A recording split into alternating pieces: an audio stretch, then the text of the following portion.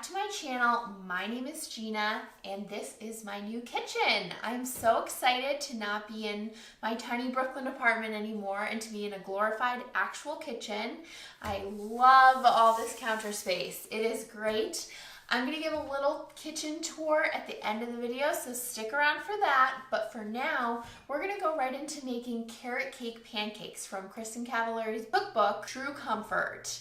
This cookbook is filled with tons of delicious recipes that are all gluten-free and free of any refined sugars. So it's very healthy, which is why I was intrigued to try it out. Also during the video, I'll give you some tips and tricks that you can use when you're making any kind of pancake batter, not just this one. Right now I'm standing in my new kitchen, but this video was actually shot in my old Brooklyn apartment, so we're going a little nostalgic.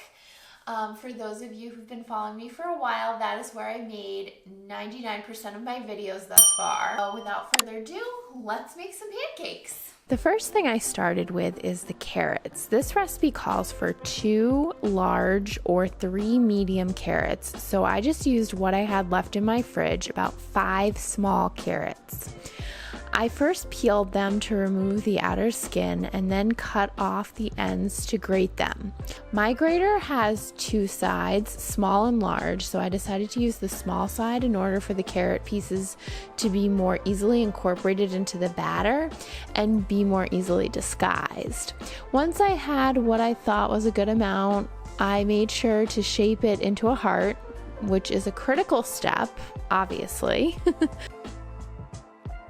In a large bowl, add the previously peeled and grated carrots, 1 cup of almond flour, 1 cup of oat flour, which if you don't have oat flour on hand, but you do have old-fashioned rolled oats, you can just put them into your blender.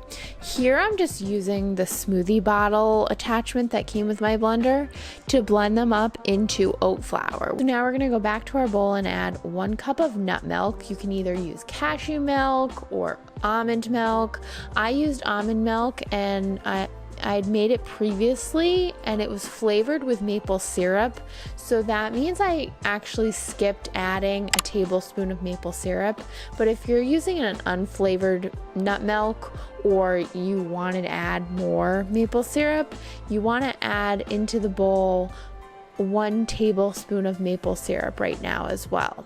1 teaspoon of baking powder, 1 egg, 1/2 teaspoon of pure vanilla extract, 1 teaspoon of ground cinnamon, 1/2 teaspoon of ground nutmeg, 1/4 teaspoon of ground cloves, and a pinch of pink Himalayan salt. Stir everything together to incorporate all the ingredients. I used a whisk, but I think a spoon would actually be better.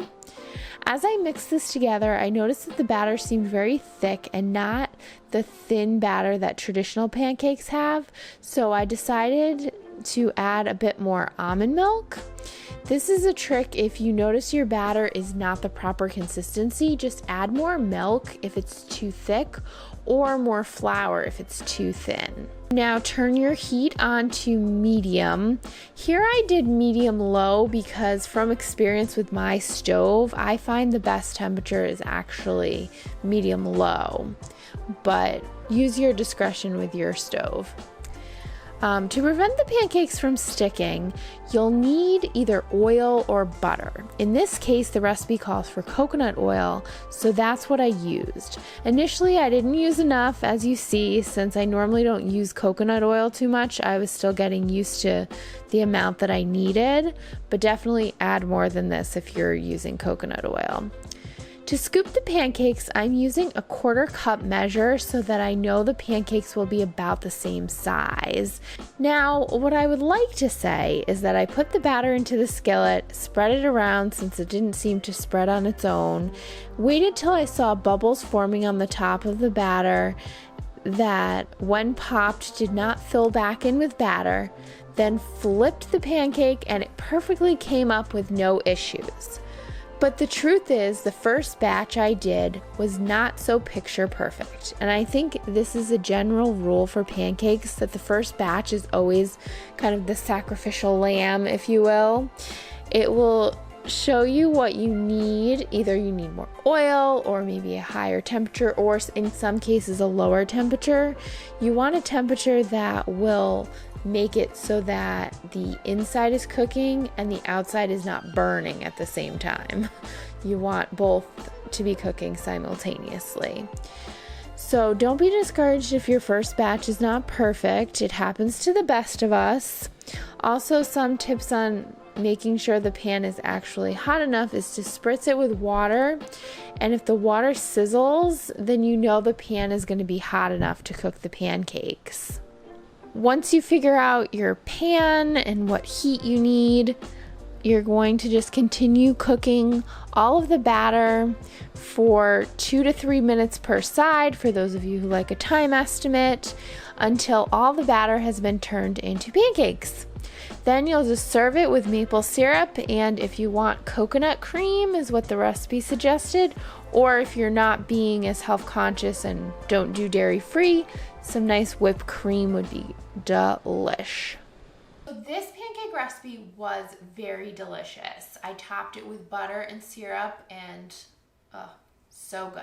I also sometimes when I make pancakes like to make extra, like I double the recipe so that I can make them on the weekends and then eat it throughout the week, and you just have to heat it up. So that's another tip if you're all about pancakes and don't want as much work.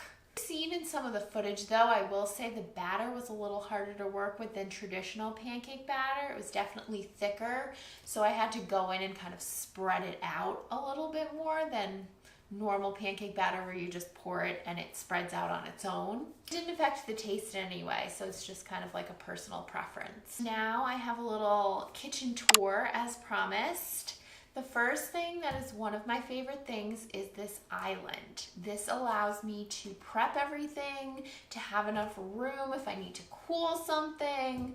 It's just been so nice because in my apartment sometimes I've had to like shuffle things around because I haven't had the counter space. This is how you know you are 30 and live in the burbs. I am obsessed with our dishwasher. So this dishwasher is literally the quietest dishwasher I have known in my life, because obviously when you're in an apartment, they don't spend the extra money to get the quiet dishwasher. So, and the way our apartment was laid out, the kitchen was here and our living room was right here. So if you were watching a movie, you really couldn't run the dishwasher. Now I can run the dishwasher, I can watch a movie, I can listen to a podcast, I can do all of the things. So I'm definitely very happy about our dishwasher. If you are at all in the market for a dishwasher, definitely go with a Bosch because you literally will never hear. And then I really love that we have lights underneath the cabinet and they're all connected to a light switch. We talked about maybe putting lights under our cabinets, but it would have just been like the IKEA like tap lights. So I think that's a really good upgrade for us. Obviously the normal appliances, a microwave and a stove, there's no big improvements on those fronts. Here, the refrigerator is over there. I will say our refrigerator is definitely smaller than the one in our apartment, which has been a little bit of a struggle to get used to. As far as like storage, I feel like we have a decent amount, but in our apartment, we also had a ton of space. So that hasn't really been a huge upgrade. But overall, I think this kitchen is really cute. The previous owners definitely had more of a country kind of theme to their decorating than I do, but I still really do appreciate the beauty of this kitchen. Now that we have this space, we have been able to add a toaster, so we don't use the broiler anymore. So, you know, we're moving on up in the world. If you all liked this video, if you did, smash that thumbs up below. And let me know in the comments if you have any ideas of what I should make next. I really appreciate you all watching, and I hope you have a great day. Don't forget to subscribe, hit that bell notification so you know every time I upload a video, and hope you have a great day. Bye!